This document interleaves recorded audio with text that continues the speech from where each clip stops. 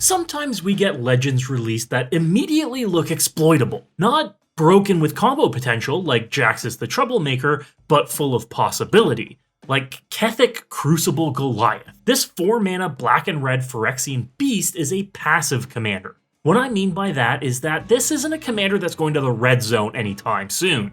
Basically an enchantment with legs. He's only got one ability, but it's a doozy. At the beginning of your end step, meaning you get the trigger the turn you cast him, you sacrifice another creature. If you do, you reveal cards from the top of your library until you flip into a non-legendary with a lesser mana value and put it into play. This isn't quite a birthing pod effect, as pod gets you a higher mana value, but it is, basically, a free creature into play. I saw this and asked myself, how do we exploit it? How do we get the most value possible from this beastie? The important clause on him is non-legendary creature, so we can't go tutoring big legendary bombs into play, but we can go get efficient solutions into play. I racked my brain to go find what the best non-legendary creature would be. Inferno Titan is pretty good, allowing us to throw some damage around when he enters and attacks, but 6 mana means we need to sacrifice something with a mana value of 7 to go get him. Grey Merchant of Asphodel is a hefty life total swing,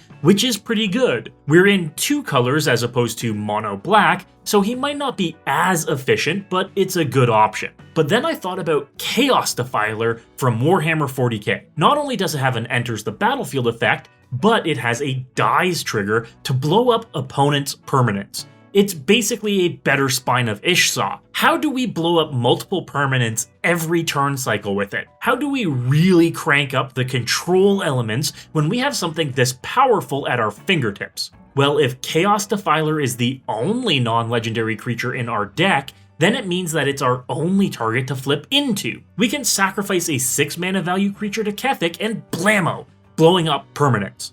Now, that's the choice I landed on for this build, but let me know in the comments what non-legendary creature you would most want to tutor into play with Kethek. So this plan only works if Chaos Defiler is in our library. That means we get him once and basically never again, right? So maybe he's not the only legendary creature in our deck. Maybe we include Junk Troller as well to ensure we can always put a dead Chaos Defiler back on the bottom of our library and tutor it up again, every turn. And since they curve into each other, we can ensure that sacrificing a 5-cost creature gets Junk Troller and sacrificing a 6-cost creature gets Defiler. Then we just do that over and over and over. However, it means those can be the only non-legendary creatures in the deck, so every other creature in this build is legendary. Over 20 of the best legendary creatures in this color combination, from Felden of the Third Path to Neheb the Eternal to Olivia Crimson Bride. It means that we'll be casting and sacrificing these big bomby legends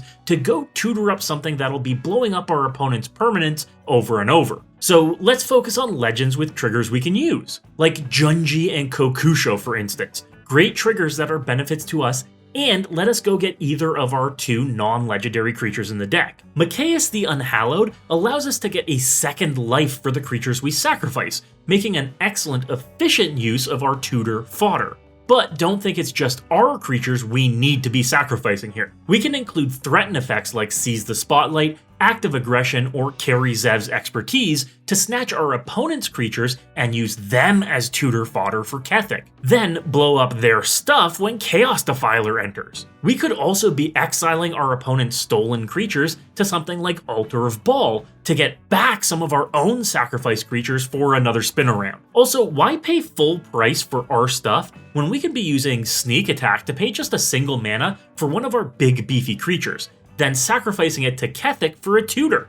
It's so efficient. Since there's a focus on enters the battlefield and leaves the battlefield triggers, we can pump up our synergy with a Panharmonicon, and the new Drivnod Carnage Dominus too, potentially blowing up 4 permanents with Chaos Defiler each turn cycle.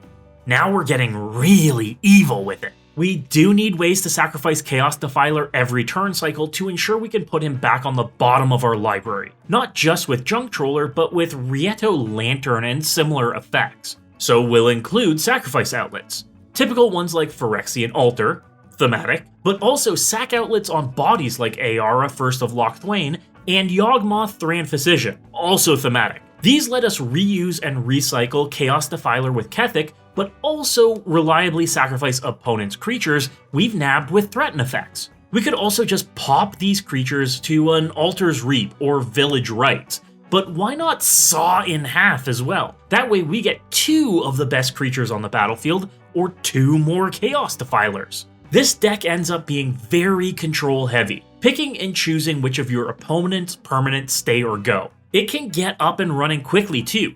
In my experience, getting online as soon as turn 3 to nuke permanents every turn cycle. In testing, I've loved being able to Price of Loyalty to grab an opponent's commander, sacrificing it to Kethek to go get Chaos Defiler while I had a Panharmonicon out. Dealing with multiple issues on the board at once gets very, very good. Or with a Drivnod out to hijack an opponent's Wormcoil engine, sacrificing it to Kethek to get Chaos Defiler and making 4 worm tokens. The value just goes off the charts. The deck is definitely weaker to go-wide strategies, relying on Blasphemous Act or Fire Covenant to do the heavy lifting, as you're only dealing with 1 or 2 permanents at a time. But fortunately, you can work to pop permanents that would make those armies a lot bigger. Take a look at my full list, linked in the description, at my sponsor Moxfield. Moxfield is the best deck building platform in the world. Be sure to follow my profile while you're there. And be sure to watch these other videos from the channel. Like, subscribe, and as always folks, good luck and have fun.